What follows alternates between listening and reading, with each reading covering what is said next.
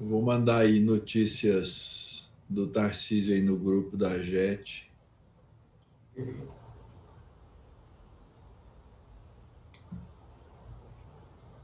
bem.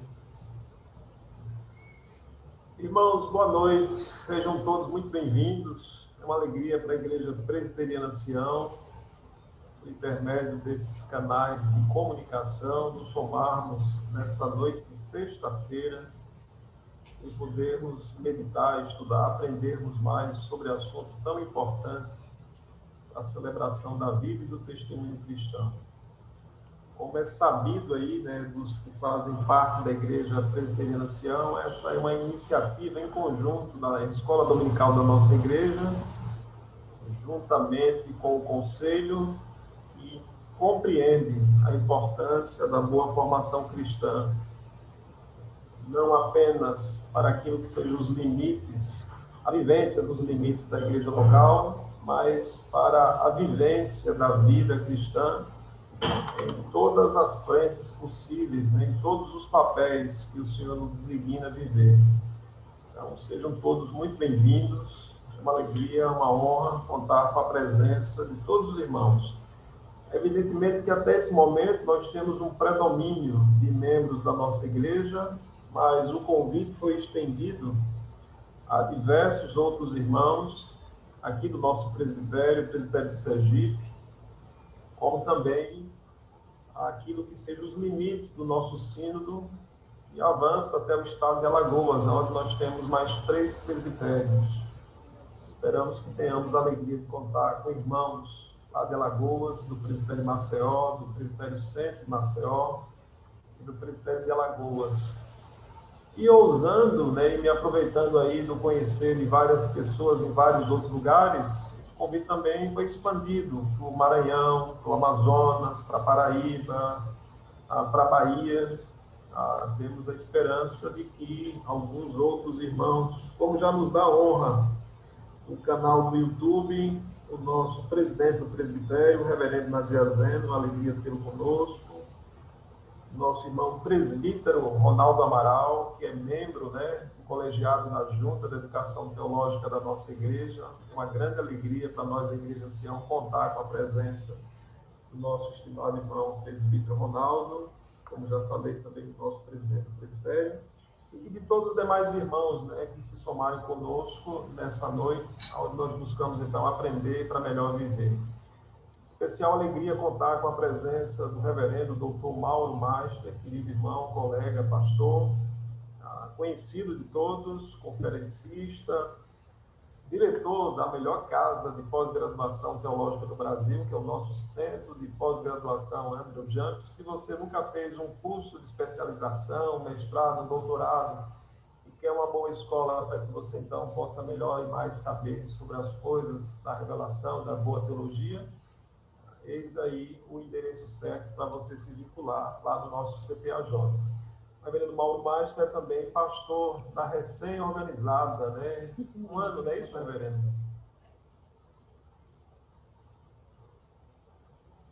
Um ano, isso mesmo. Com ou sem pandemia, a Igreja Presbiteriana da Barra Funda já celebrou o seu primeiro ano de organização e certamente tem prestado relevante serviço na cidade de São Paulo. Então, assim, irmãos, entendendo até em respeito à demanda que o reverendo Mauro tem após esse compromisso conosco, há um ofício fúnebre que ele necessita realizar, de membro que faleceu no dia de hoje da sua igreja. Nós cumpriremos o nosso horário aqui, né? Ouviremos a palestra, há tempo hábil para isso, mas em respeito à necessidade dele em atender a sua membresia na igreja local, nós vamos orar, pedindo a Deus, então, que abençoe a exposição que vamos ouvir e nos alimente com todas as verdades preciosas que certamente poderão muito nos beneficiar, como já dito, em todos os papéis com os quais nós estamos envolvidos. Então, vamos orar ao Senhor e em seguida já passo de imediato a palavra ao reverendo Mauro e ao final eu depois aqui busco destacar diversos outros irmãos que estão nos dando a alegria da presença e participação nessa transmissão. Vamos orar ao Senhor.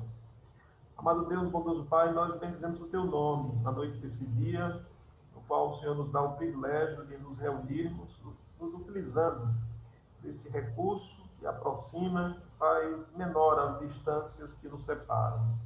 Somos gratos pela tua bondade, temos experimentado o cumprimento da tua promessa, a qual faz com que o Senhor realize ou celebre a fidelidade que tem ao teu próprio nome.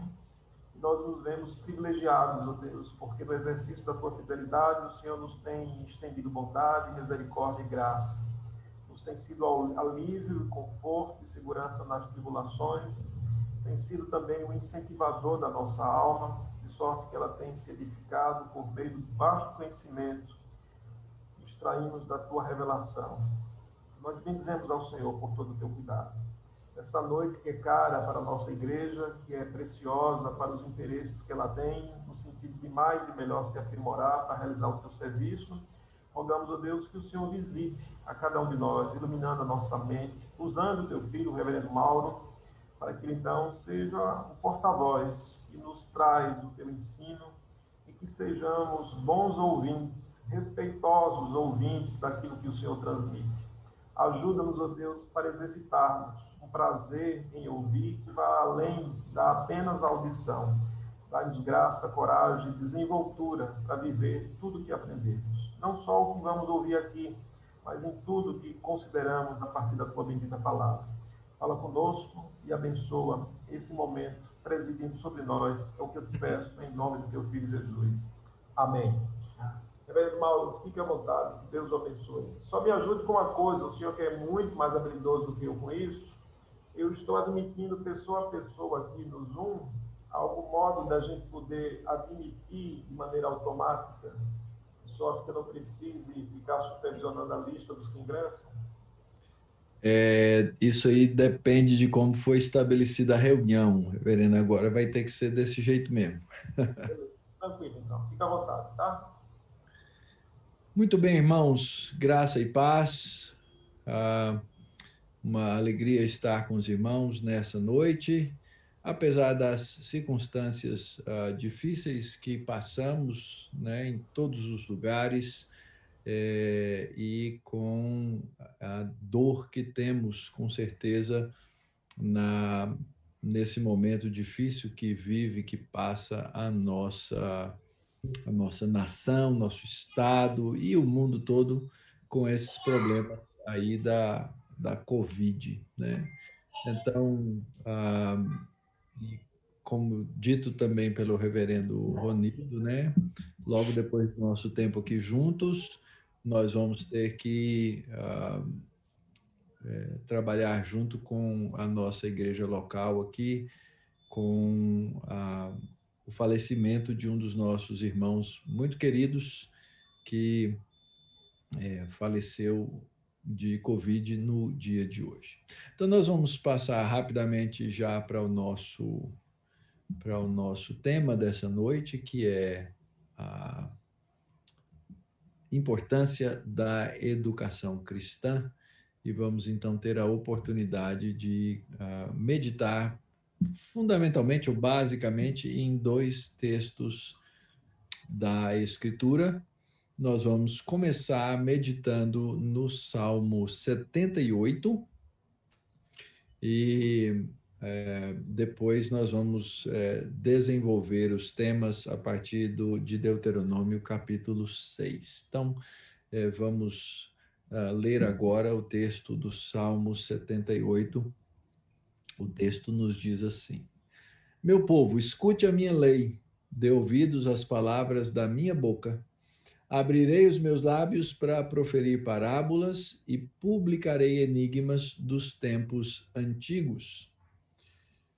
O que ouvimos e aprendemos, o que nossos pais nos contaram, não o encobriremos a seus filhos. Contaremos à geração vindoura os louvores do Senhor e o seu poder e as maravilhas que ele fez.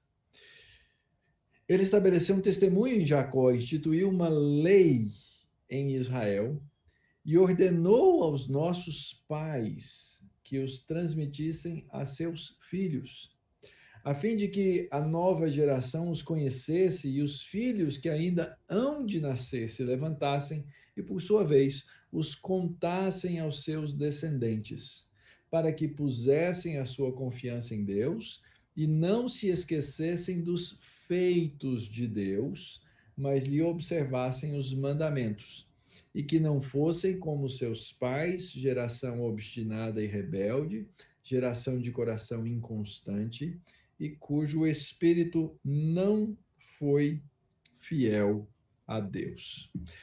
Eu começo com esse texto, um texto que tenho pregado várias vezes em diferentes lugares, Salmo 78, e que é um texto que fundamentalmente nos fala sobre a rebeldia dos homens. Então, nós temos aqui um texto longo, e depois eu convido você a continuar, a dar continuidade à leitura do Salmo, e você vai observar que ele vai narrar sobre a rebeldia do povo de Deus em diferentes momentos da história, em diferentes ocasiões da história de todo o Antigo Testamento. Então, nesse texto, nós vemos essa situação, nós vemos essa condição pela qual o povo de Deus sempre se mostra inclinado à rebeldia. E isso tem tudo a ver com educação cristã, por algumas razões. A primeira delas, porque nós somos esse povo rebelde. E nós, aqui me refiro aos pais, nós lidamos com a rebeldia dos nossos filhos, que é natural da nossa raça humana, descendente de Adão, que carrega o chamado pecado original. Então, nós vivemos nessa condição de rebeldia e nós que somos crentes, temos uma tarefa bastante complexa, porque são pecadores educando pecadores, são rebeldes educando filhos rebeldes, e essa não é uma tarefa simples. E talvez um dos grandes erros que nós cometamos no processo de educar é educar nos colocando numa posição na qual ou a qual nós não temos, que é a posição que nós acabamos supondo de que nós mesmos não somos os pecadores. Então, talvez essa seja uma das maiores lutas de pais e filhos, de pastores e ovelhas, e de professores de escola dominical e seus alunos, quando a gente assume uma perspectiva ou uma posição de que nós não somos esses rebeldes. Então, essa é a primeira coisa que eu gostaria de deixar bem claro aqui nessa noite, é que nós estamos tratando com um grupo no qual todos nós somos essas pessoas do Salmo 78, como nos diz aí no finzinho desse trecho que lemos, né? Que não fossem como seus pais, geração obstinada e rebelde, geração de coração inconstante e cujo espírito não foi fiel a Deus. Na verdade, nós somos exatamente esse grupo. E é por isso que esse salmo, ele nos foi dado e ele foi escrito para que nós tivéssemos a consciência do nosso potencial de rebeldia, que é um potencial constante, que é um potencial latente e presente nos nossos corações. Mas Deus não só nos informa, e o salmista não só nos diz a respeito da rebeldia que nós temos e carregamos, mas ele nos fala a respeito das coisas que devemos fazer e como devemos trabalhar para que o nosso coração e a sua rebeldia sejam contidos. Obviamente, eu estou aqui, né, partindo do pressuposto de que você que me ouve teve um coração regenerado pelo Senhor Jesus Cristo, trabalhado pelo Espírito Santo, e que você não quer viver nesse estado de rebeldia. Porque só o crente é que luta contra esse estado de rebeldia. O incrédulo, não. Entretanto, depois que nós somos salvos, nós vivemos essa batalha, né? Essa luta com a nossa própria natureza, com a nossa própria pecaminosidade e com a pecaminosidade daqueles que estão à nossa volta. E talvez um dos grandes perigos que a gente passe é exatamente perdermos a habilidade e perdermos a sensibilidade de ver a nossa própria rebeldia. Então, como é que, dentro de um projeto de educação cristã, nós devemos elaborar aquilo que deve ser o conteúdo do que ensinamos, né? E a forma do que ensinamos e esperar os resultados que Deus há de trazer naquilo que ele nos chama para fazer. E a primeira coisa, então, que nós precisamos entender é que precisamos aprender a ouvir da boca de Deus. Se você observar bem o texto, está projetado aí para você. Meu povo, escute a minha lei, dê ouvidos às palavras da minha boca, abrirei os meus lábios para proferir parábolas e publicarei enigmas dos tempos antigos. O que isso significa? O que isso quer nos dizer?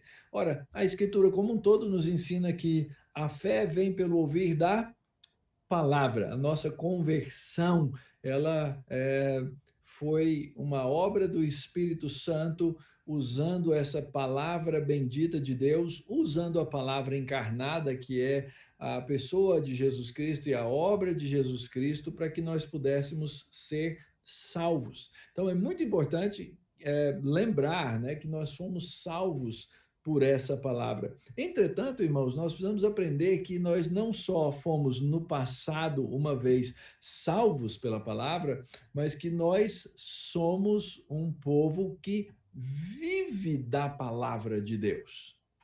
E se há uma coisa que destrói a vida cristã, destrói a fé, destrói a alma, é o afastamento dessa palavra de Deus. Então, os pregadores, eles precisam lembrar os professores da escola dominical, os mestres que laboram nos diversos ensinos da igreja, que uma das suas funções fundamentais e principais é conhecer a palavra, em primeiro lugar, segundo lugar, ensinar a palavra e, obviamente, então, em terceiro lugar, aplicar a palavra.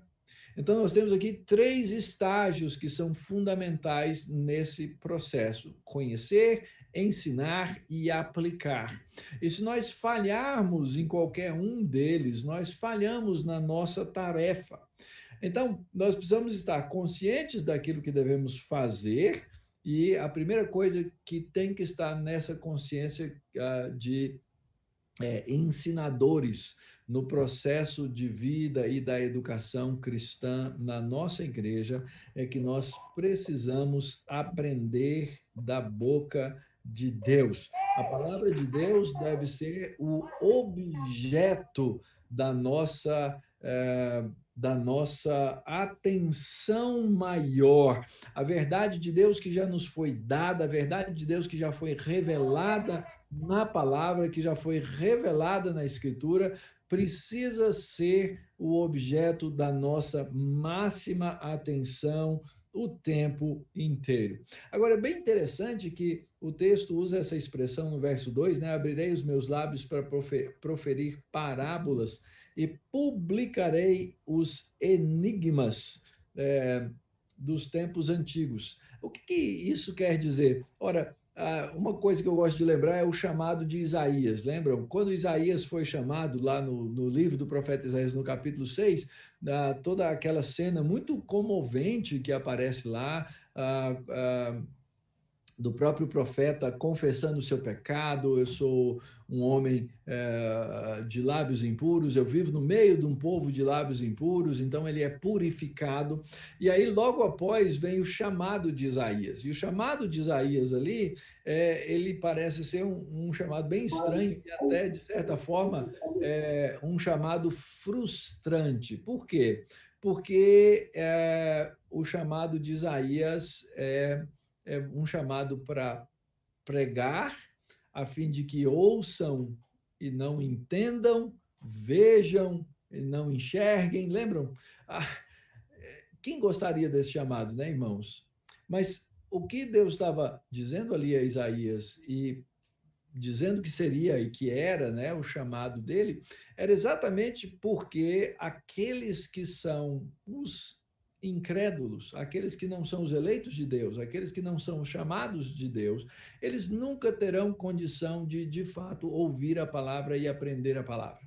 Então, eles precisavam, a palavra precisava ser pregada, e aqueles que são do povo de Deus eventualmente entenderiam. O Senhor Jesus faz exatamente essa mesma coisa quando nos evangelhos a gente lê expressões, né, dizendo que ele lhes falava por parábolas, e num determinado momento nos evangelhos o Senhor explica, e aí então a gente percebe de onde vem essa ideia de proferir parábolas e publicar esses enigmas dos tempos antigos.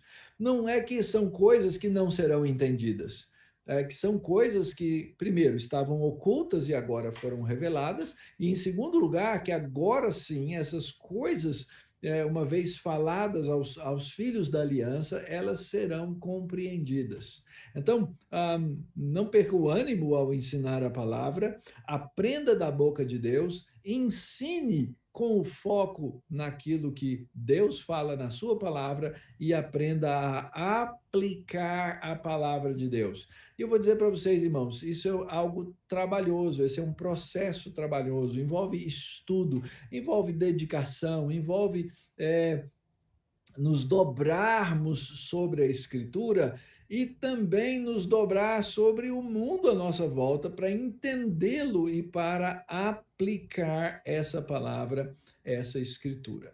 Segunda coisa que a gente aprende aqui no próprio Salmo é que, então, nós devemos ensinar. O texto diz: o que nós ouvimos, o que nós aprendemos, o que os nossos pais nos contaram, não o encobriremos aos seus filhos. É interessante porque quando a gente lê esse texto, a nossa tendência natural ao ler o versículo 4 seria essa: não o encobriremos aos nossos filhos. Mas observe a amplitude daquilo. É um ensino que serve para mim, que serve para os meus filhos, que serve para a minha geração e que serve para as outras gerações. Então, essa é a ideia de que nós não encobriremos aos filhos dos nossos pais. Como é importante que o evangelho passe de geração em geração. E aí, então, o texto nos diz: contaremos a geração vindoura. E a grande pergunta que precisamos fazer é: o que é que nós devemos contar à geração vindoura? O texto nos fala de três coisas. O texto nos diz que nós devemos falar dos louvores do Senhor, do poder do Senhor e das maravilhas que ele fez. E eu coloquei aí entre parênteses os versículos aí em que aparecem no próprio Salmo, né? Esses louvores, esse poder e essas maravilhas que o Senhor fez no meio do seu povo. Agora, é muito importante parar aqui para refletir que Deus fez todas essas coisas no meio do seu povo, e ainda assim aquela geração foi uma geração que rebelde, inconstante. Ou seja, aquela palavra não calou dentro do coração daquela geração.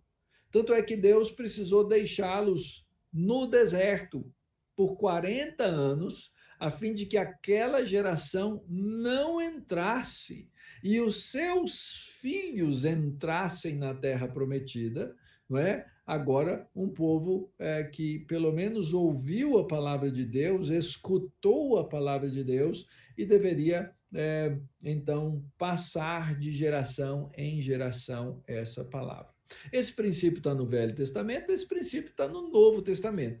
Quando nós olhamos, por exemplo, o apóstolo Paulo falando a Timóteo, a quem ele considerava e chamava filho, né, um filho na fé, a gente vê lá no Novo Testamento que Timóteo havia aprendido esse evangelho de quem? Da sua mãe e da sua avó, provavelmente numa circunstância indesejável. A ideia é que talvez o pai não fosse um crente, tá? E quando Paulo instrui a Timóteo, ele diz o que? Timóteo, essa palavra você passa para quem? Para homens fiéis e idôneos, para que eles também transmitam essa palavra. E eis, irmãos, que nós estamos aqui 2000 anos depois daquelas palavras de Paulo a Timóteo, e a igreja do Senhor Jesus Cristo continua viva. Por quê? Ela continua viva pela palavra que ouvimos, aprendemos, nos contaram os nossos pais, não foram encobertas, que foram levadas à próxima geração, e essas gerações então ouvem esses louvores, o poder e as maravilhas de Deus, e essa geração fica convencida dessa verdade de Deus. Então, muito foco nessa tarefa que nós temos de ensinar aos nossos filhos essa palavra do Senhor. É trabalhoso, muitas vezes é desgastante, muitas vezes a gente se sente desanimado, vamos usar essa palavra mesmo, né? Porque nós temos aí uma luta grande diante de nós. Na nossa geração, as coisas mudam muito rapidamente, né? Os nossos filhos aí, certamente, rapidamente ouvem coisas novas, coisas diferentes. Nós não sabemos, não conhecemos como será esse mundo que os nossos netos vão conhecer, ou mesmo esse mundo mudando que os nossos próprios filhos estão vendo. Mas o fato é que, ao longo da história, as coisas aconteceram, houve mudanças, mas a igreja do Senhor Jesus Cristo permaneceu exatamente pela presença e pela fidelidade do povo de Deus à palavra de Deus. Abandone a palavra de Deus e você abandonará a própria história da igreja de Jesus Cristo aqui na terra, porque quem abandona a palavra abandona também a verdadeira igreja de Cristo. E qual o alvo? Qual era o objetivo? Tudo isso, irmãos, para nos fortalecer na fé e evitar a rebeldia. Então, se você me perguntasse, pastor, então esse salmo aí, nesse nosso tema dessa noite, o que ele tem a ver com a educação cristã? Ora, ou para que serve a educação cristã? A educação cristã, o ensino que nós temos nas nossas igrejas, no púlpito, nas suas sociedades internas, na escola dominical, ou seja, em todas as situações. Mas, além disso, na nossa casa, no nosso lar, no contexto doméstico, isso serve para nos fortalecer na fé e evitar a rebeldia.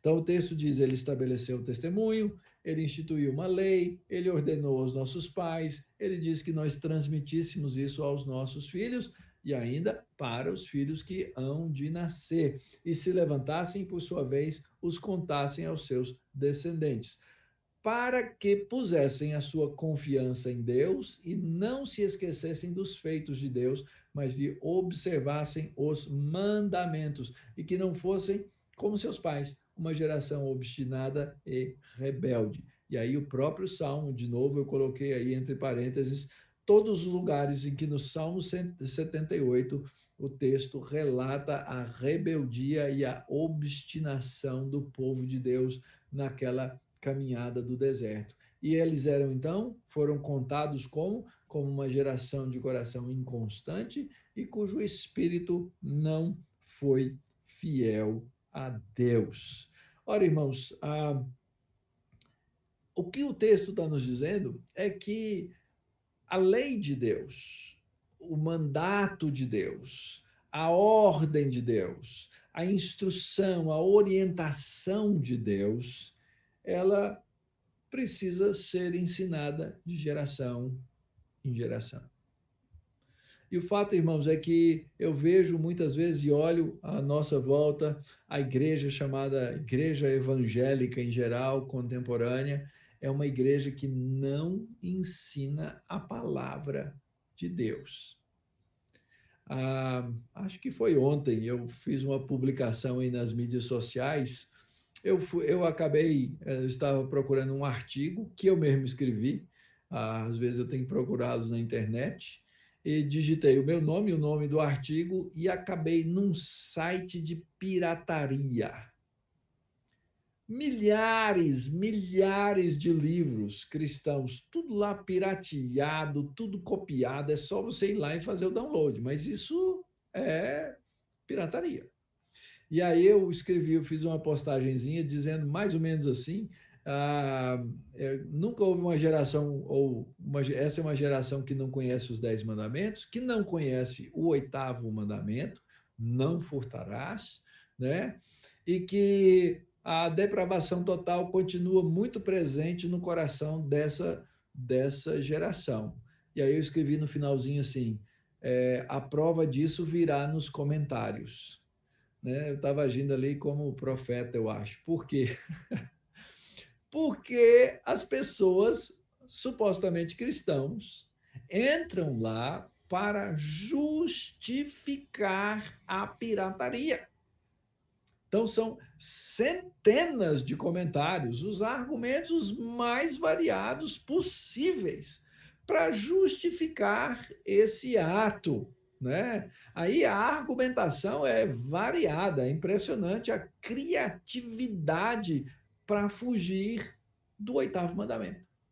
Então, a gente vê isso lá com muita objetividade, né? Com muita clareza. Uma geração que não aprendeu, uma geração que não conhece a palavra de Deus, uma geração que não conhece os juízos do Senhor e que, no fim da história, muitos dos argumentos lá são assim, mas por que as pessoas têm privilégio de ter X, Y, Z e eu não posso ter?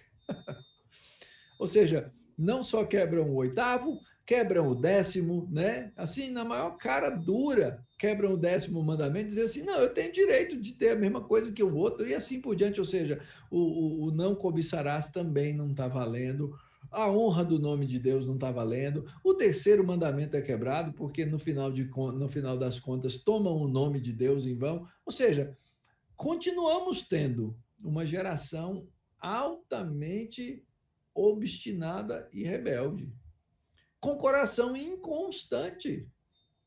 E no final das contas, uma geração cujo próprio espírito não é fiel ao Senhor. Então, eu queria aqui parar para fazer uma série de aplicações em cima disso que eu meditei, ou que nós pensamos até agora, né? Primeira coisa, irmãos, nós somos mestres, professores e pais em rebeldia contra o Senhor, ensinando filhos, crianças e ovelhas que também são rebeldes contra o Senhor. E talvez a pergunta então a ser feita é, mas pastor, o que a gente faz então? E a primeira coisa que a gente tem que entender é que esse evangelho não é um evangelho moralista, ou o evangelho de verdade, ele não é moralista. Nós ensinamos, e sobretudo e em primeiro lugar, a graça de Cristo, irmãos. Então, muito cuidado ao ensinar qualquer coisa que não envolva o ensinamento da graça e da misericórdia do nosso Senhor Jesus. E isso tem que valer para a nossa educação cristã, em casa e na igreja. Nós precisamos de uma educação cristã centrada no Evangelho de Jesus Cristo. Eu vou dar um alerta aqui a você que é professor de escola dominical, muito cuidado.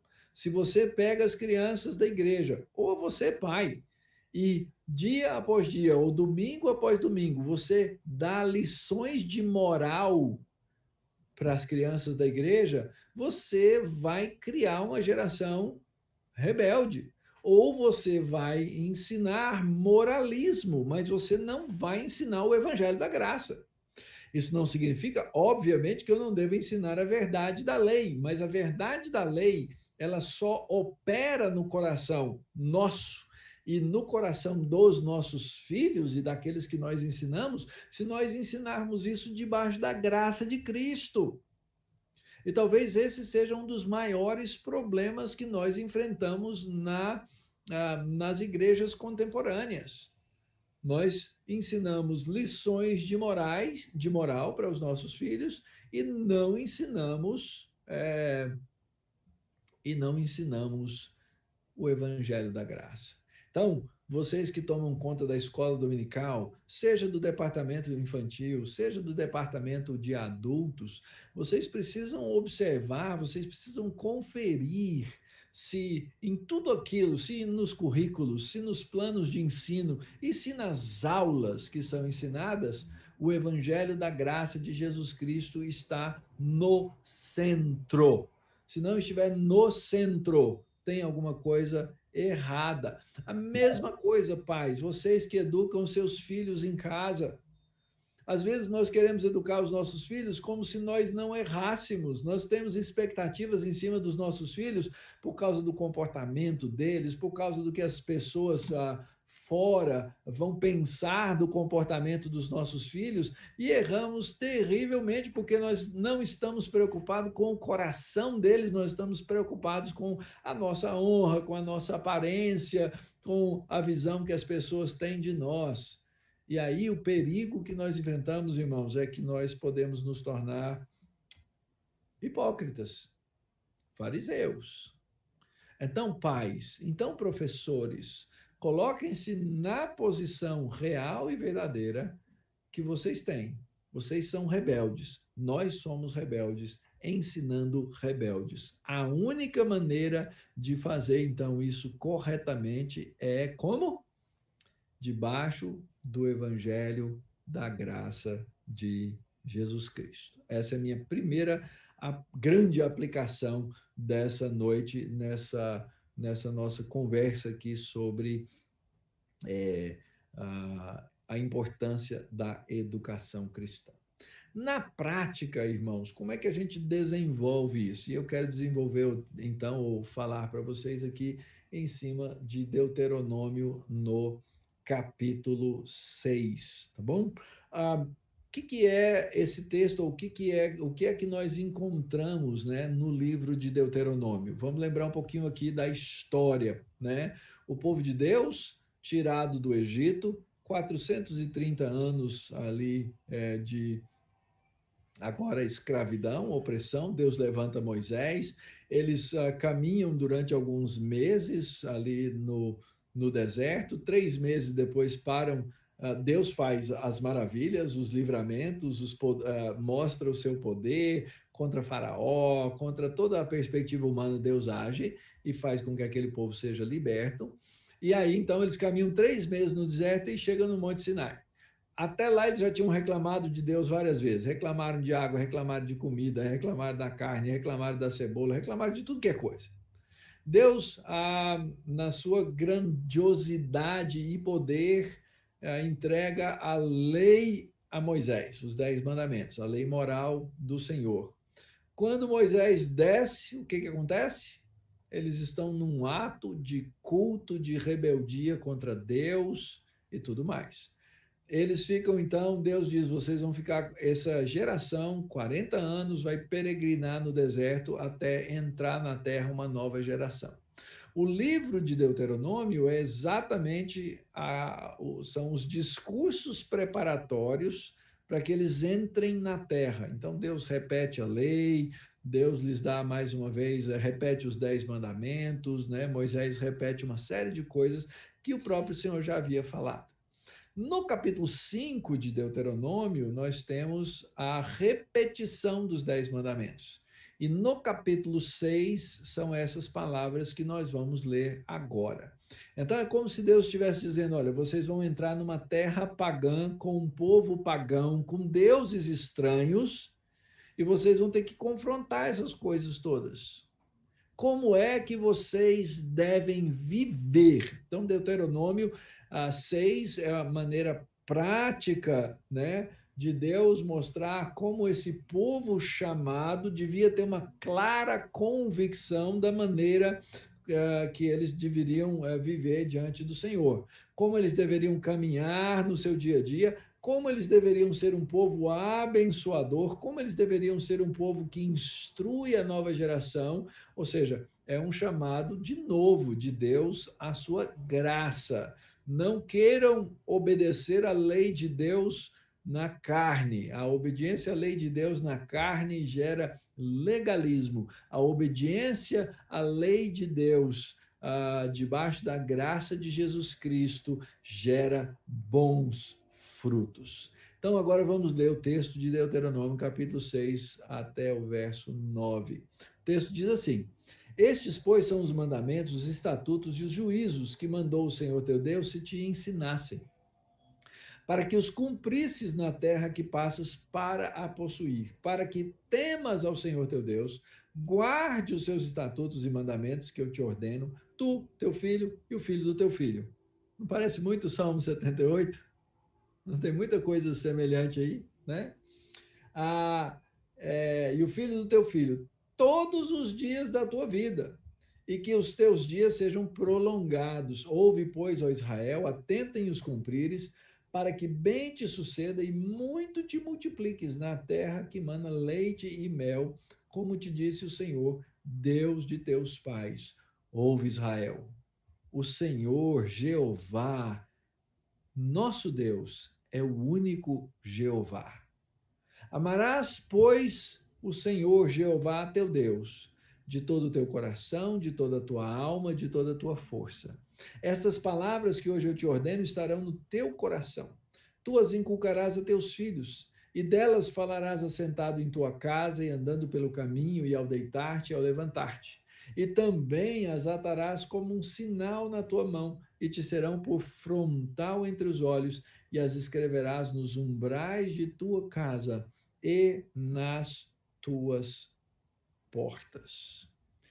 O que Moisés, ou o próprio Senhor, na verdade, estão então ensinando aqui, é que a lei de Deus, aqueles mandamentos que eles haviam acabado de ouvir no capítulo anterior do texto, eram para ser vivenciados. Então, ensino e educação cristã não é você simplesmente repetir uma série de conteúdos que você mesmo não vive. Aliás, essa era a acusação do Senhor Jesus contra os fariseus. Vocês colocam no povo uma carga que nem vocês mesmos conseguem cumprir. Por quê? Porque os fariseus, eles se julgavam justos. E essa não é a posição. Nós somos aqueles que têm que se aproximar de Deus, que têm que se aproximar de Jesus Cristo, que têm que se aproximar da igreja e que têm que se aproximar do ensino no espírito das bem-aventuranças, com aquele quebrantamento de coração. Bem-aventurados os humildes. Ora, o que o Senhor Jesus quer dizer com essa expressão? Aqueles que sabem que não tem nada para entregar para o Senhor. E porque não tem nada, clamam pela misericórdia. Então, é nessa condição que nós somos chamados a nos aproximar da lei de Deus e ensinar a lei de Deus. Aí a gente passa a ter uma perspectiva nova. Primeira coisa a respeito da lei de Deus que a gente aprende, então, aqui em Deuteronômio, nessa perspectiva, é que a lei de Deus não é uma teoria não aplicável. A gente fala, nossa, a lei de Deus é muito difícil, a lei de Deus é muito complicada, a lei de Deus é um negócio lá do passado. Não. Olha só como é que o texto começa. Esses são os mandamentos, os estatutos e os juízos que o Senhor teu Deus mandou o Senhor teu Deus se te ensinassem. E não é um ensino simplesmente para eu saber, mas é um ensino para eu saber e cumprir. Então você tem que se certificar que o seu ensino, que a educação cristã que a igreja está prestando para todos, para os adultos, para os jovens, para os adolescentes, para os juniores, né, para as crianças, é uma educação cristã de fato, em primeiro lugar. De novo, igual lá no Salmo 78. Lembra aprender da boca de Deus? Pois esses são juízos que mandou quem? O Senhor te ensinassem. Então, o ensino ele precisa ser um ensino vivo, no qual nós reconhecemos e sabemos que é um ensino aplicável, é um ensino praticável, é um ensino da graça de Jesus Cristo para os filhos da aliança. Essa é a primeira coisa. A segunda coisa, essa lei de Deus, quando aplicada, ela ensina o temor. Olha só o que o texto diz: para que temas ao Senhor teu Deus, para que guardes os seus estatutos e mandamentos que eu ordeno, tu, teu filho, o filho de teu filho, de todos os dias da tua vida. Será que Deus estava brincando com o povo? Será que Deus estava dando uma lei que era impossível de cumprir? Ora, o Novo Testamento vai explicar isso. Ele vai explicar, ele vai ensinar, ele vai dizer: olha, ninguém consegue obedecer toda a lei. Mas debaixo da graça nós conseguimos e podemos o quê? Caminhar com essa lei. Então Deus não estava brincando com os israelitas. Ele estava apresentando uma aliança e um pacto gracioso para os israelitas junto com a sua lei. A ponto do salmista, no Salmo 119, dizer assim: ah, Senhor, como eu amo a tua lei. A ponto do salmista, no Salmo 19, dizer: ah, a tua lei é mais doce do que o mel e o destilado dos favos. Para o crente, irmãos, a lei é isso. Para o incrédulo, ela é maldição. Para o crente, ela é doce. Ela vale muito mais do que ouro, ouro depurado. Ela é objeto do nosso amor, porque ela nos ensina a verdade a respeito daquele a quem nós devemos amar, que é o nosso Senhor. Então, a lei de Deus, ela, em primeiro lugar, não é uma teoria sem aplicação. Segundo, quando ela é aplicada, ela ensina o temor de Deus ao coração dos seus filhos. Em terceiro lugar, a lei de Deus aplicada gera bênçãos. Olha só como é que o texto continua dizendo: e que os teus dias sejam prolongados. Lembra lá do quinto mandamento, que é o mandamento com promessa, não é? Para que o povo vivesse prolongadamente na terra que passa para possuir. E aí então vem a essência da verdade que nós precisamos ouvir e ensinar. Ouve, pois, Israel, atenta em cumprires, para que bem te suceda, muito te multipliques na terra que mana leite e mel, como te disse o Senhor, Deus de teus pais. Então, ela gera bênçãos para o povo de Deus. A lei não é algo que nós devemos rejeitar, ao mesmo tempo em que ela não é algo que nós devemos ensinar fora do berço da graça. Então, a verdade fundamental é essa. A verdade fundamental é o Evangelho. Ouve, Israel, Shema Israel. Ouve, Israel, o Senhor nosso Deus é o único Senhor. Primeira coisa que a gente aprende ao observar esses versos é que nós precisamos conhecer ao Deus que se revelou no seu Filho, Jesus Cristo, e que se revela na sua palavra. Então, nós precisamos ter esse conhecimento de Deus, nós precisamos ouvir e conhecer o Deus da Bíblia. E eis aí uma verdade teológica, né? O Senhor nosso Deus é o único Deus. Não existem outros deuses. E o nosso mundo insiste em ensinar que não, todo caminho é bom, todo caminho leva para Deus, não importa o Deus que você adora, o importante é que você seja piedoso ou tenha uma espiritualidade, blá, blá, blá. Esse é o discurso do mundo. Mas o que nós precisamos aprender é a verdade da exclusividade do único Deus verdadeiro. Então, em primeiro lugar, nós precisamos conhecer ao Deus da Bíblia, quem ele é. Em segundo lugar, nós precisamos lembrar que conhecer é mais do que assentir intelectualmente. Não é só dizer, não, eu sei que Deus existe. É muito mais do que isso. O texto vai dizer assim: amarás, pois, o Senhor teu Deus. Então eu tenho que conhecê-lo e preciso e devo amá-lo. Mas em terceiro lugar, eu preciso amá-lo de maneira concreta, de maneira prática, ou seja, conhecer a Deus é um envolvimento com o Senhor. Então o texto diz assim: ouve Israel, o Senhor nosso Deus é o único Senhor. Amarás, pois, o Senhor teu Deus. Como? De todo o teu coração, de toda a tua alma, de toda a tua força. Eu devo amar o Senhor de todo o meu coração. Coração, irmãos, no contexto bíblico, na cultura hebraica, ele não é o centro das emoções, ele é o centro daquilo que eu sou. O que eu sou, aquilo que o meu coração é. Lembra lá de Jesus em Marcos capítulo 7? O pessoal critica, os seus discípulos comem sem lavar a mão, e Jesus dá todo aquele discurso dizendo, olha, o problema não é o que entra, o problema é o que sai, porque do coração saem. E aí Jesus dá uma lista de 12 coisas terríveis que saem do coração do homem. Então o texto diz assim, não, você precisa ter esse coração mudado.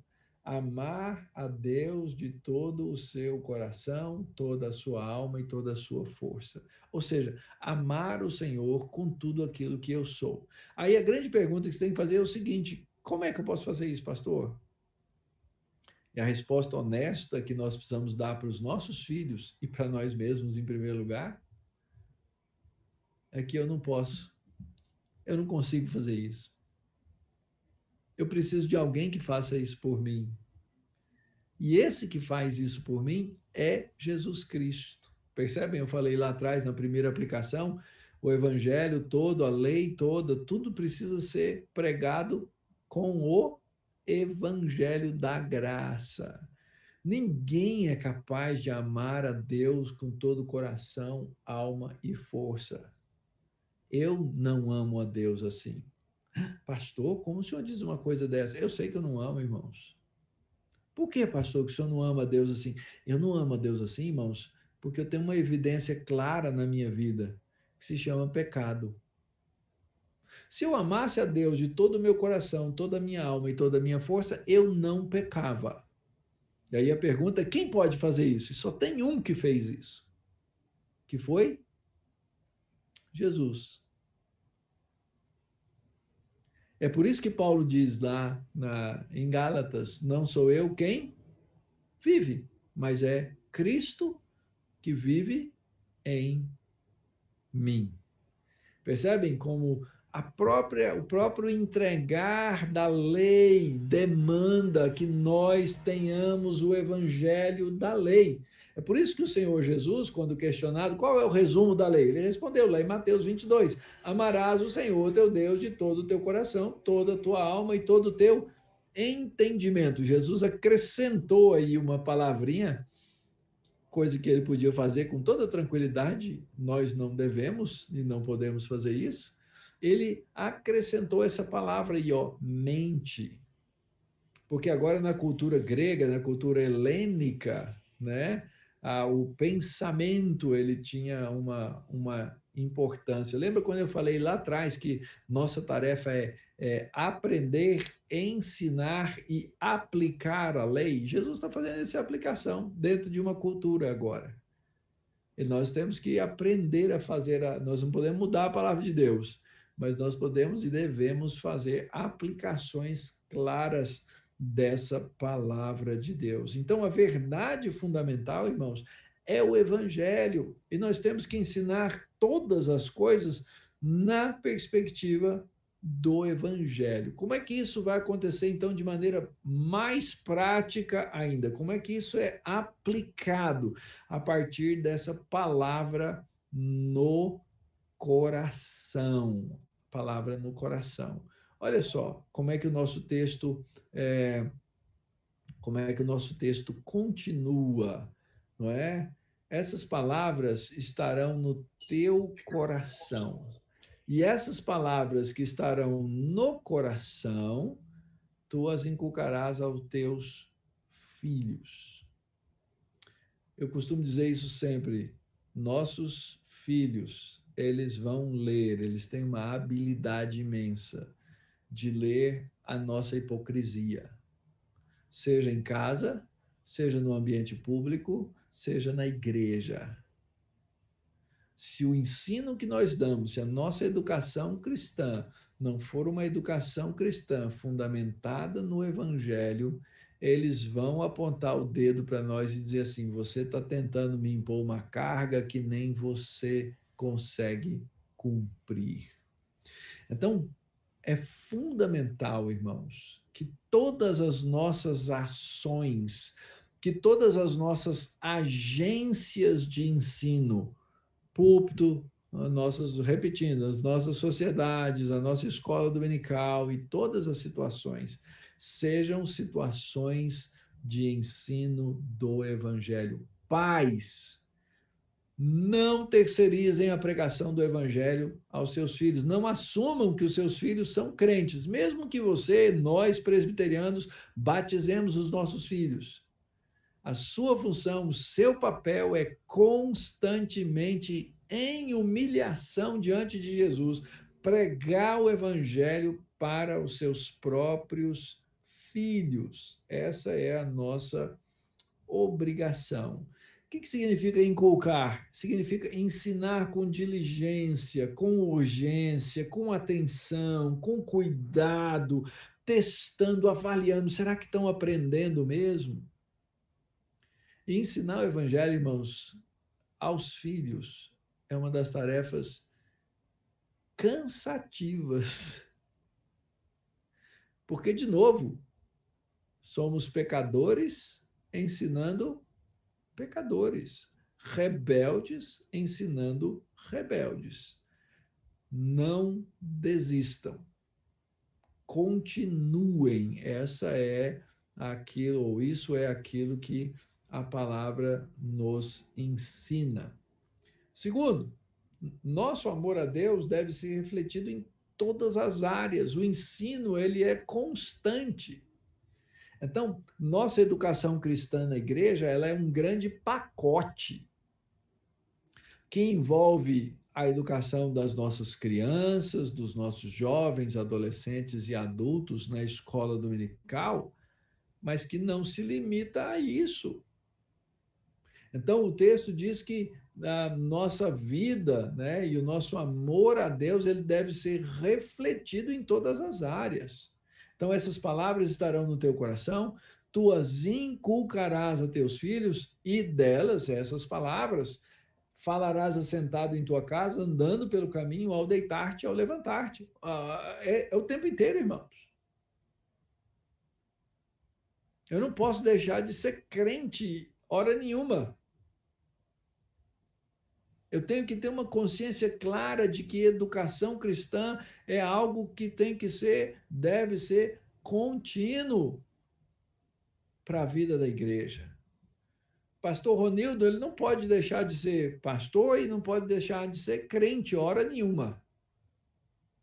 Mas isso não é só para o pastor, isso não é só para o missionário, isso é para todos nós. Nós temos que ter uma consciência de que no nosso estilo de vida, olha só, assentado na casa, andando no caminho, na hora de deitar e na hora de levantar. Palavra de Deus, essas palavras você vai inculcar aos seus filhos.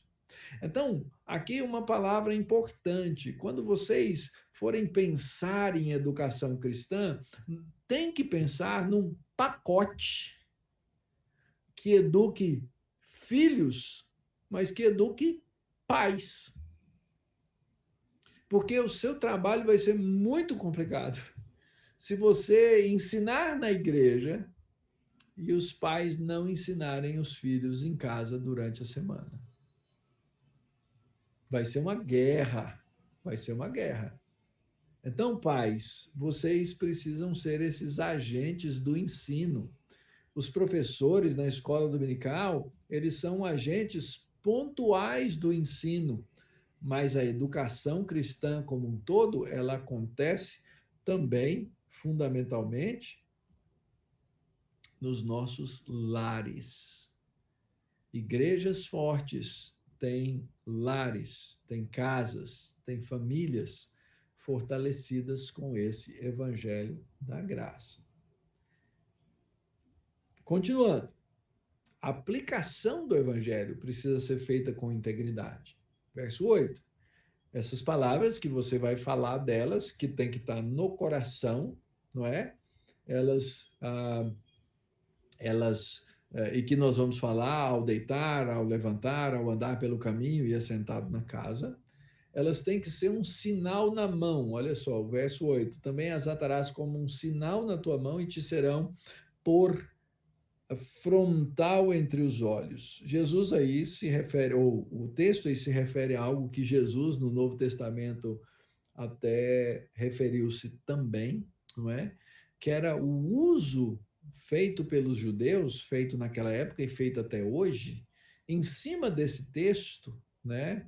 Dos chamados filactérios. Eles pegavam esse texto de Deuteronômio ou os 10 mandamentos, colocavam escrito bem pequenininho, né, num pedacinho de material de escrita, enrolavam, colocavam numa caixinha e colocavam em cima da mão, assim, né? Andavam com aquele negócio na mão e uma fita grande enrolada no braço, dizendo assim: olha, eu carrego a palavra de Deus na minha mão.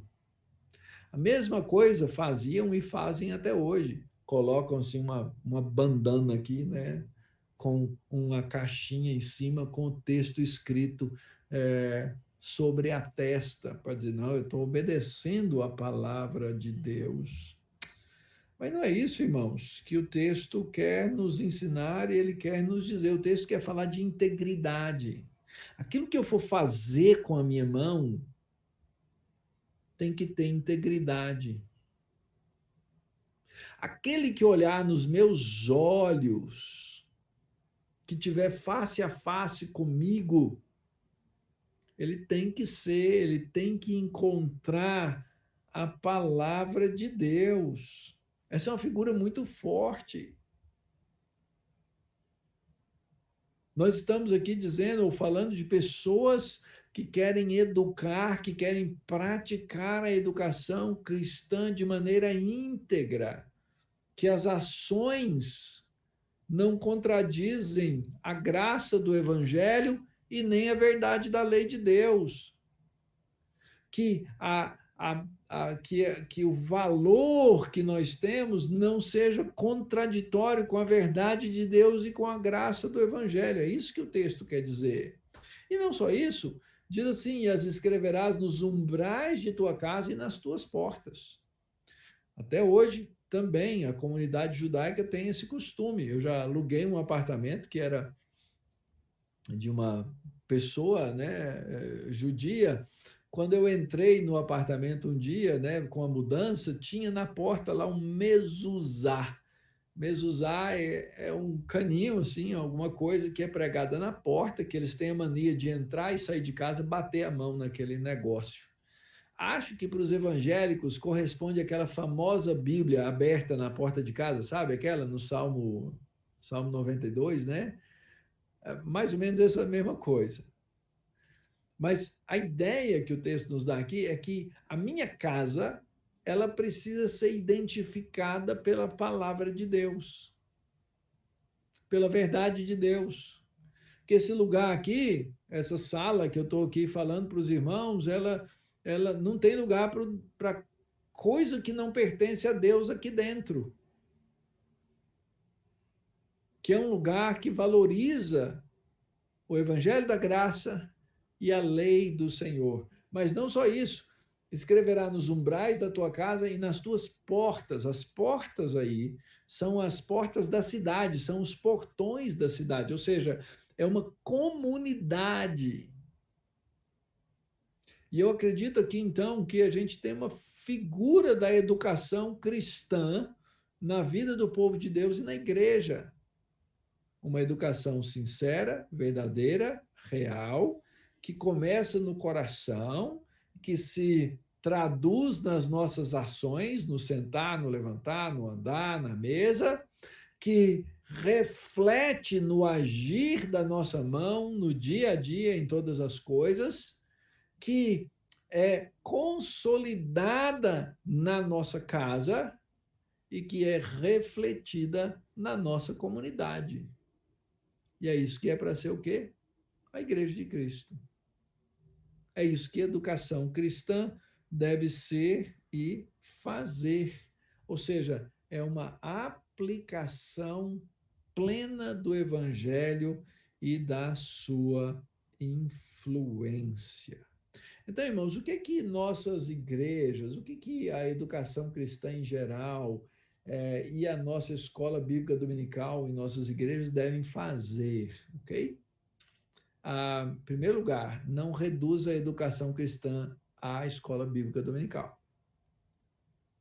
A escola bíblica dominical é um elemento, é um instrumento, é uma agência para o desenvolvimento da educação cristã da igreja. Aliás, a educação cristã da igreja, ela tem que ter o seu foco, o seu centro, o seu início a partir do púlpito. O púlpito, que é onde a palavra de Deus é exposta com clareza e que vai refletir em todas as outras áreas. E aí, então, nós vamos entrar nesse processo de ensinar, de discipular. Educação cristã tem a ver com discipulado, com fazer discípulos dos membros e fazer discípulos das nossas crianças para a glória do Senhor. Eu não vou ter tempo de passar todos esses pontos aí, não é? Uma contracultura que começa no coração do homem e que o livro de Deuteronômio fala, né? Às vezes a gente fala, Senhor, muda a nossa nação, mas a gente não está mudando o coração, a gente não está mudando, nunca houve tanto evangélico como existe hoje no Brasil, parece que o Brasil só se afunda, porque a gente precisa não de mudança religiosa, a gente precisa de mudança de coração. Então, anote aí rapidamente, não é? Esses versículos, a palavra de Deus apegada no coração, capítulo 4, versículo 7, tudo isso aí é Deuteronômio, tá? Buscar a Deus de coração em todo tempo, 4, 29 a 31. Seja reflexivo, lembra que eu falei sobre aplicar, Deuteronômio 4, 39. Não tente fazer isso na sua força e na sua carne, Deuteronômio 5, 29.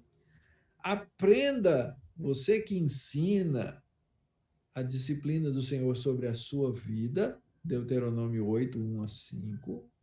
Entenda que toda boa dádiva e dom vem da mão de Deus, Deuteronômio 8, 17 e 9, 4. E aprenda o que é que o Senhor requer de ti, Deuteronômio 10, 12. Aqui eu vou fazer uma aplicação daquelas coisas lá do Salmo 78, tá? Lembra? Rebeldia está no coração da criança. Tá, mas está no seu também.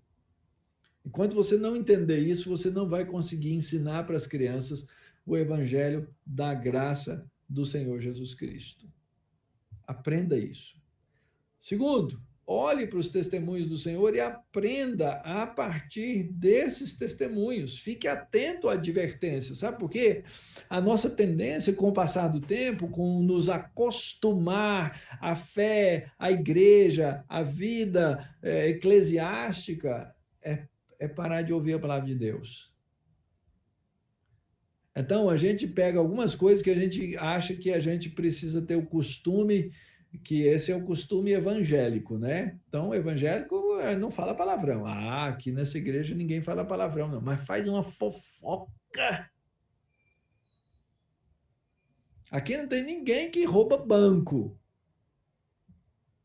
Mas é uma maledicência, não mata, mas assassina o caráter. Irmãos, nós temos que nos olhar constantemente diante do espelho da lei e da palavra de Deus. Isso é fato. Lembre-se, isso é que nós somos chamados lá no Salmo 78. Nós temos um redentor. No finzinho do Salmo 78, no verso 70, olha, é um salmo longo, hein? Diz assim o texto: também escolheu o seu servo Davi, o tirou do aprisco das ovelhas, do cuidado das ovelhas das suas crias, para ser o pastor de Jacó, seu povo, e de Israel, sua herança. Ele os apacentou segundo a integridade do seu coração e os dirigiu com sábias mãos. Salmo 78, versos 70 a 72. Esse texto é um texto que fala de Davi como um tipo do Messias, porque quem nos dirige com integridade de coração é Jesus. Quarto lugar, não encubra a verdade do Senhor aos seus filhos, e não encubra a verdade do Senhor aos filhos dos filhos. Eu sei que a gente fala isso como uma brincadeira, tá? E eu não estou aqui brigando com a brincadeira, mas eu estou brigando aqui com a parte séria que pode ser dela. Vô serve para estragar neto. Muito cuidado. Vô serve para evangelizar neto. Avô serve para ser um exemplo da graça de Cristo para os seus netos. Então, não estou brigando com a brincadeira, tá? Mas eu estou aqui brigando com o que ela pode representar. Ensine a verdade de Cristo. Vou passar aqui para vocês alguns recursos que eu acho importantes para entenderem isso, tá? Gente, você lê esse livro de Paul Tripp, Desafio aos Pais, você vai ser altamente impactado. Da nossa editora Cultura Cristã. Quer entender o papel da educação cristã? Professor Felipe Fontes, nesse livro, Educação em Casa, na Igreja e na Escola.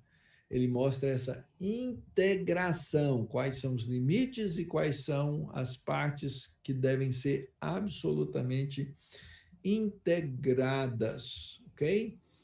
Família da Aliança, de Van Groningen e a sua esposa. Que livrinho fantástico, que privilégio nós tivemos aqui no Brasil de ter esse livro publicado antes do inglês, aqui na nossa língua portuguesa. Herdeiros da Aliança, de Susan Hunt. Vários princípios e exposições bíblicas sobre casamento, família e filhos. Muitos casamentos dão errado, não funcionam, se estragam, porque a gente não tem a teologia do casamento, a gente não tem casamento conforme a Bíblia, do Dr. Augusto Nicodemos. A criação de filhos no poder do Evangelho, de William Farley, como você precisa incluir o Evangelho na ministração dos seus filhos. Então, esses eram aí os pontos principais que eu queria trazer para os irmãos a respeito de educação cristã. Eu vou dar um exemplo aqui a respeito de um projeto que nós estamos fazendo agora na nossa igreja, aqui na igreja da Barra Funda. Nós começamos agora no mês de janeiro, no mês de janeiro a gente conseguiu começar um currículo aqui que está sendo feito pelo nosso povo aqui, com a ajuda de um grupo da nossa escola, do Andrew Jumper, chamado Grupo de Trabalho de Educação Cristã, tá? Um currículo de 3 anos para cobrir toda a Escritura, de Gênesis a Apocalipse, que está sendo dado a todas as crianças e aos adultos. Então, a criança de 0 a 1 ano, ela está na sala de aula aprendendo o mesmo currículo que os pais estão aprendendo na sala de adultos. Nós começamos em Gênesis, uma exposição cristocêntrica da Escritura. Nós ainda estamos fazendo, ainda estamos testando, não temos como oferecer isso a outras igrejas, porque é uma correria, é uma loucura, mas eu estou dizendo para vocês que a gente tem que achar meios e caminhos de ensinar a Bíblia toda aos nossos filhos com a base e o foco no Evangelho da Graça. Esse é o meu ponto. É um exemplo que eu tenho aí para trazer daquilo que a gente está tentando desenvolver como educação cristã. Então, era isso, pastor, era isso, irmãos, que eu tinha para trazer para os irmãos. Temos aí alguns minutinhos nos quais a gente pode trabalhar algumas perguntas, caso os irmãos tenham e queiram nos trazer aí, ok?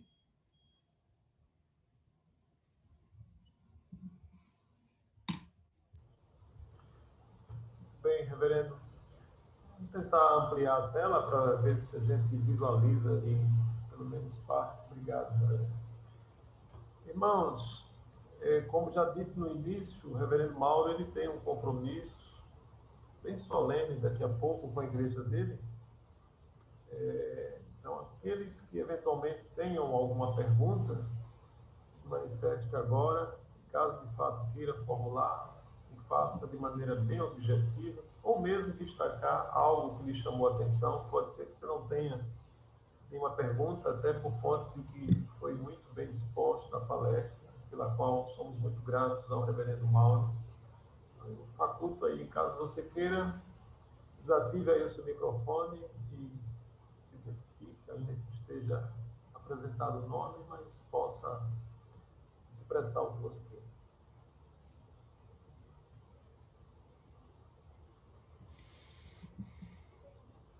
Ninguém? Eu geralmente... Posso fazer? Pedro? Pronto. Só uma, bem rápida e bem simples. Qual a importância da intimidade entre discípulo e discipulado na educação bíblica? Tem importância? É importante isso? Olá, irmão. Eu perdi aqui o nome. Pedro. Pedro, irmão Pedro.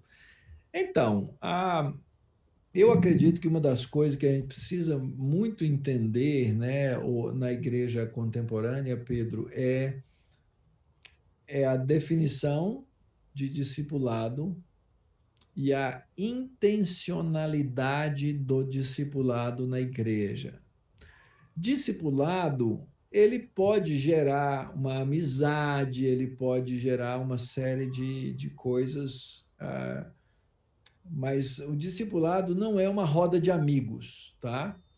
O discipulado é a intencionalidade de fazer o bem espiritual a uma outra pessoa, a um irmão em Cristo, ou a um incrédulo, quando eu quero, aí não é discipulado, é a evangelização, né? Evangelizá-lo.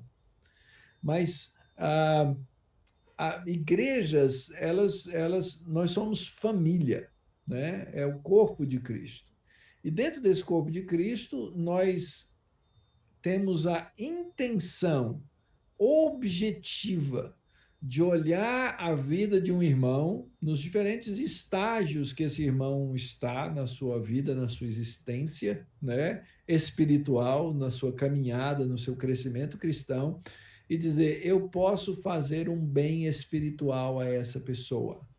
Esse bem espiritual ele pode ser promovido e aberto por meio de várias coisas, né? Pode ser para fazer o bem espiritual uma pessoa, eu preciso falar com ela, eu preciso, quem sabe, me assentar com ela, eu preciso comer com ela, eu preciso ajudá-la nas suas necessidades físicas, nas suas necessidades espirituais. Mas, em tese, né, nós não somos um grupo de afinidades. Igreja não é um grupo de afinidades.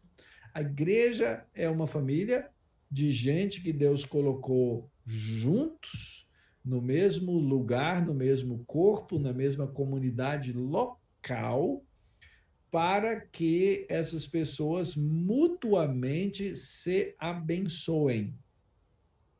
Então, é óbvio que para abençoar eu preciso gastar tempo, eu preciso gastar da minha energia e talvez dos meus recursos para fazer isso. Mas essa é a ideia. Então, não é uma questão de uma intimidade de amizade, mas sim uma intimidade de corpo que é intencional, que é objetiva, que é procurada por nós, né? Então, se eu posso ainda falar, pastor Ronildo, em cima disso, eu recomendo dois livros muito interessantes, ah, que nossas igrejas todas deveriam estudar. Não significa que você tem que concordar com 100% absolutamente, mas que nós deveríamos aprender com eles. Se chama A Treliça e a Videira, que é tão importante, e um segundo livro dos mesmos autores, que se chama Projeto Videira, que é a ideia ou o conceito de ter uma igreja discipuladora, tá? Então, eu recomendo esses dois livros. Tem um outro livrinho bem pequenininho sobre discipulado, que é de onde eu tirei esse conceito de discipulado, que é a intencionalidade de fazer o bem para o próximo, né? Que é daquela série Nove Marcas da Igreja, que é muito bom também. Eu recomendo de coração esses livros aí que estou mencionando para os irmãos. Pastor, se me permite, queria fazer uma pergunta rapidinha também. O irmão chama Érica, é? Não, senhor, mudaram o meu nome depois de velho, pastor. Tá depois bom, de velho, resolveram me chamar de Érica. Tá certo. Érica está aqui. Mas é o seguinte, eu sempre achei difícil elaborar ou avaliar o ensino, né? E na educação cristã, eu acho que essa avaliação ela é ainda mais profunda e difícil de ser feita, porque a gente não espera uma simples repetição. Apesar no ensino regular também a gente não esperar uma simples repetição de leis e objetivos e diretrizes, mas como a gente talvez seja um pouco complexo, mas como facilitar esse processo de avaliação do ensino na educação cristã? Eu não sei se eu estou bem entendendo o que o irmão está querendo saber, né? Porque tem aí diferentes possibilidades aí para essa frase. Vamos lá. A gente tem uma instituição que tem aí acho que entre 150 e 200 anos, chamada Escola Bíblica Dominical. E essa instituição, né, que não é uma instituição bíblica, ainda que a escola seja bíblica, tá? Ela não foi inventada na Bíblia e foi dito assim, ó, tenha uma escola dominical na sua igreja, senão você não será verdadeiramente bíblico. Como eu disse, é uma instituição que tem aí pouco tempo na história da igreja, mas que teve um propósito original que depois foi mudado. E eu acredito que tem muita gente que passou a crer na escola bíblica dominical como se ela fosse a única agência de educação cristã na igreja. E aí começou a haver uma confusão, eu acredito. Então, não estou fazendo aqui uma acusação contra a escola dominical, tá? Eu estou aqui dizendo que nós precisamos ser muito sábios ao avaliar a educação cristã na igreja, sendo a escola dominical uma agência, ok? Então, esse é o meu primeiro ponto. A escola dominical per se, você precisa fazer então uma definição do que ela vai ser no seu contexto de educação cristã. Escola de discipulado, ela vai ser uma escola de relacionamentos, Ela vai ser uma escola que vai ter básica e fundamentalmente conteúdos que precisam ser avaliados como se fosse um instituto bíblico, ok?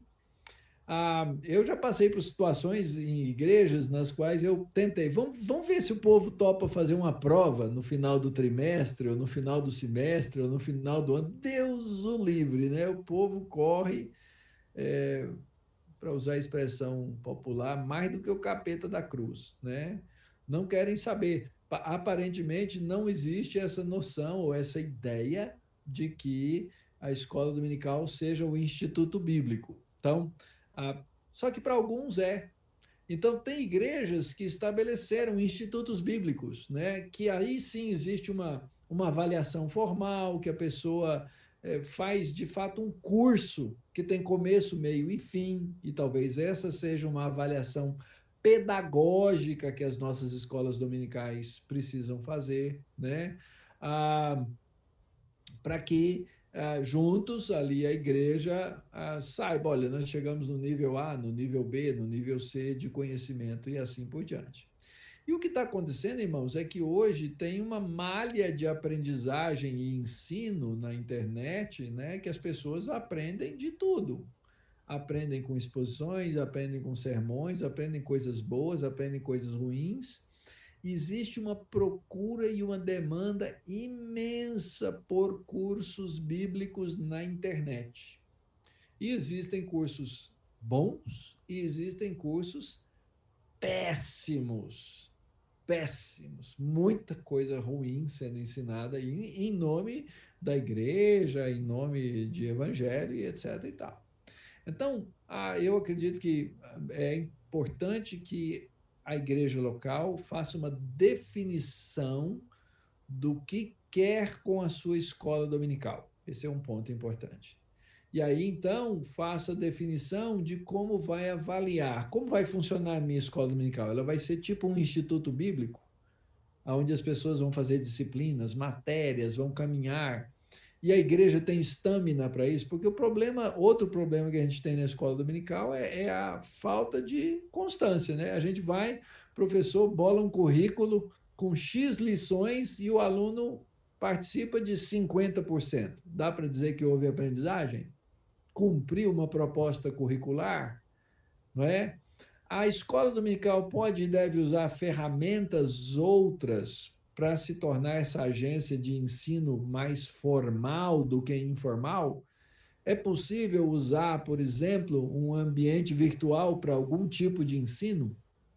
Aqui na nossa igreja, pandemia chegou, a gente precisou caminhar para fazer isso que a gente está fazendo aqui agora. E chegamos de novo, né? Parece que a gente está tendo assim o espelho de 2020, né? Nas mesmas datas, as igrejas todas fechadas de novo, etc. e tal. E nós começamos um currículo agora com as nossas crianças e adultos. O que a gente vai fazer? A gente vai transportar esse currículo para um ambiente virtual. É o jeito? Porque eu não sei quanto tempo vou desistir de ensinar? Não. Então, eu vou montar a sala de aula, eu vou dar um jeito de ensinar tanto as crianças quanto os adultos. Domingo vai ser nossa primeira experiência. Vamos errar, vamos acertar em alguma coisa, etc., né? Mas a ideia é que a gente consiga crescer num currículo. Vamos pôr uma avaliação? Não. Hoje nós temos uma avaliação que é do nosso professor.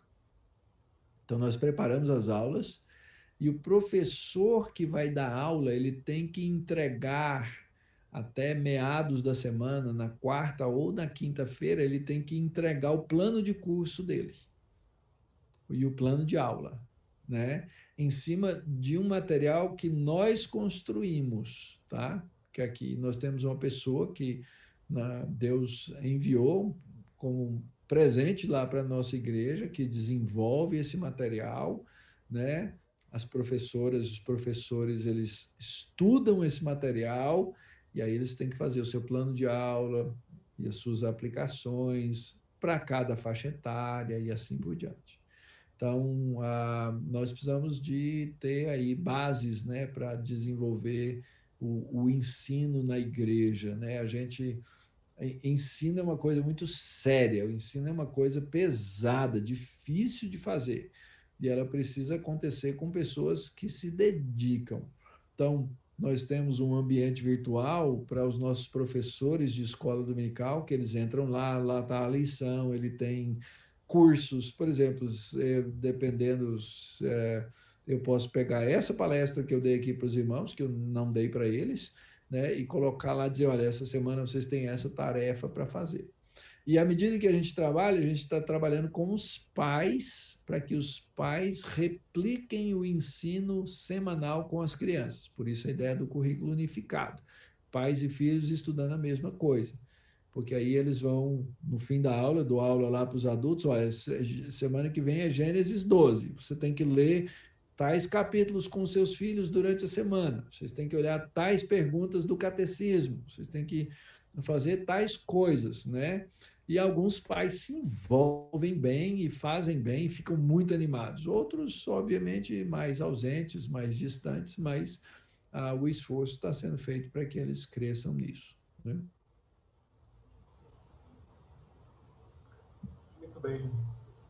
Posso fazer mais uma? Só uma rapidinho, pelo que o pastor falou aí, me surgiu aqui uma pergunta. Posso fazer? Bem rapidinho, irmão, que eu Prometo tenho que ser a última, prometo ser a última. correr para o próximo. Pronto.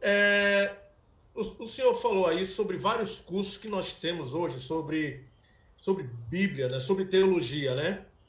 E o senhor falou também que nós somos chamados a conhecer, ensinar e aplicar. A gente tem no mundo secular, a gente tem na educação secular, professores, né, que são bons professores, eu digo porque eu tive um, que não gostava de ensinar e não gostava do que ensinava, mas, no entanto, era um excelente professor. Aí vai a pergunta, era um excelente professor. Aí vai a pergunta, é possível, em se tratando de educação bíblica, se ensinar sem ter paixão pela palavra de Deus? Então, vamos lá. A Escritura diz que dons foram concedidos à igreja e ao povo de Deus, né?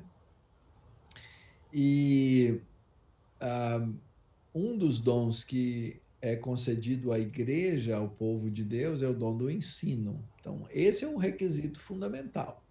Tem que existir o dom do Espírito Santo. A pessoa que ensina em qualquer lugar, necessariamente ela pode ensinar na igreja? Não. Tem que ver se essa pessoa tem o dom de ensino. E aí, como é que eu sei que ela tem o dom de ensino? Porque ela tem a habilidade de ensinar em primeiro lugar? Não. Eu vou medir exatamente pelo compromisso dessa pessoa com a palavra de Deus e com a Escritura. Então, gente não comprometida com a Escritura não deveria. Agora, varia muito a maneira que o irmão vai definir o que é essa paixão pela palavra de Deus, né? E eu defino isso como compromisso, ok? Não como performance, não como discurso, porque às vezes eu posso ter um professor bem chato, né? Com um discurso monótono e ele ser um apaixonado pela palavra de Deus, só a performance dele não é a melhor, ok? O fato é que eu preciso ter gente que ame, em primeiro lugar, a escritura. A performance vem depois, a capacidade de falar vem depois, né? Eu gravo, nesses últimos 2 anos, eu gravo muita aula, né? E eu costumo dizer, ouvindo as minhas aulas, a minha esposa acha que eu sou meio doido, porque volta e meia eu estou ouvindo as coisas aqui. Eu não seria meu aluno.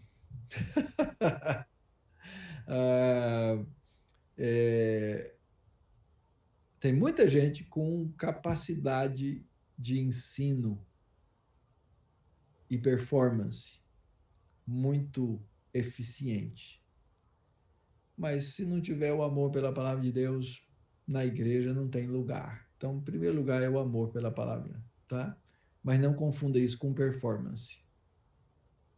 Eu falei paixão, que na verdade essa citação é de um pastor que eu ouvi, que eu participei de um curso. Ele falou exatamente o nome paixão.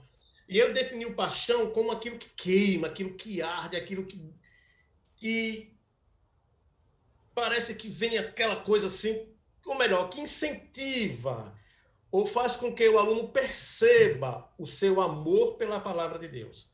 Foi nesse sentido que ele quis falar. E ele usou exatamente o termo paixão. Por isso que eu usei o mesmo termo que ele usou. Okay? Mas tem gente que confunde, né, a paixão com performance, né? Então, muito cuidado. Tem gente que tem essa paixão toda, mas que não tem uma performance, mas que quando ensina, quando gasta tempo, quando se dedica, esse amor fica evidente e cativa e discipula as pessoas.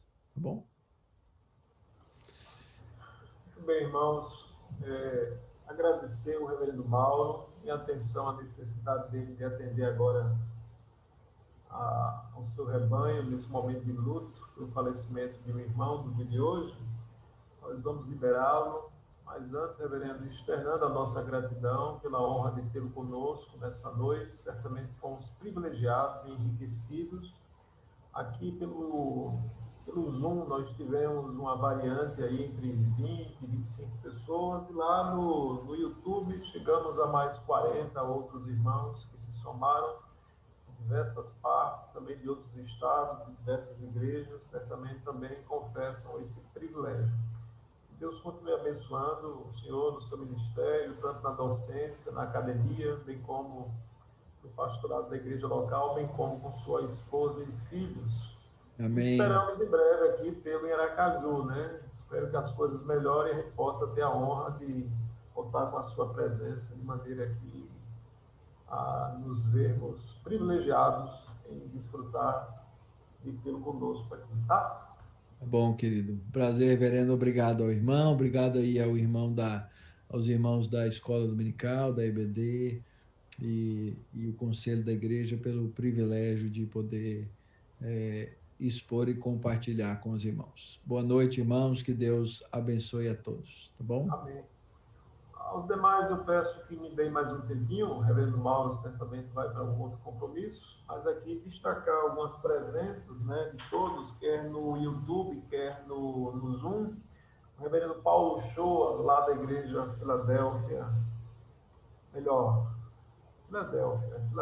se eu não tiver vencido pelo cansaço, mas é o nosso secretário executivo no Sínodo, lá em Alagoas, o presbítero Ronaldo Amaral, o reverendo Naziazeno, nosso presidente do presbitério, o presbítero Ronaldo, como identificado, é lá de João Pessoa, da igreja da Torrelândia, o presbítero Samuel Lopes, também de Alagoas, o reverendo David, que é o pastor da igreja lá em Sapé, o reverendo Lucas Apolinário, que está no YouTube, né? É uma alegria contar com a presença de todos vocês e de diversos outros irmãos que eu não tive aqui a condição de anotar para nesse instante destacar.